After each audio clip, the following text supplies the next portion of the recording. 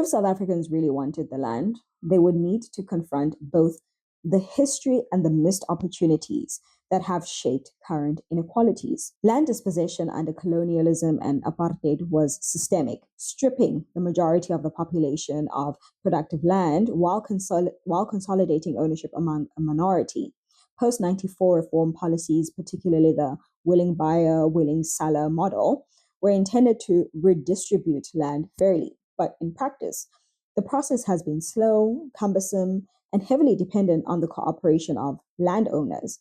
By 2025, only around 9% of privately held agricultural land has been transferred back to Black South Africans, despite them making up nearly 80% of the population. This gap underscores the failure of past policies to meaningfully address structural inequalities. Understanding this history is essential because it explains why contemporary debates about expropriation without compensation are not radical, but rather a continuation of efforts to correct systemic imbalances. Looking at the numbers and policy outcomes shows that the issue is not just historical, it is a living problem. Today, rural poverty remains concentrated on landless households, food insecurity keeps on persisting, and agricultural productivity suffers because land is not equitably distributed or fully utilized. Critics often argue that land reform threatens property rights, but the structural reality is that failure to act preserves the inequality created by past dispossession. When citizens push for measures like expropriation without compensation,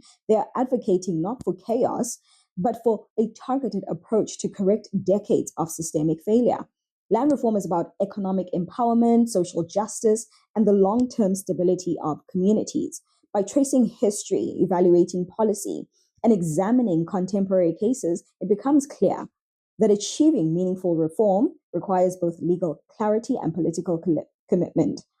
If South Africans want the land, they need to understand this context, engage strategically, and demand solutions that actually address historical and ongoing inequities.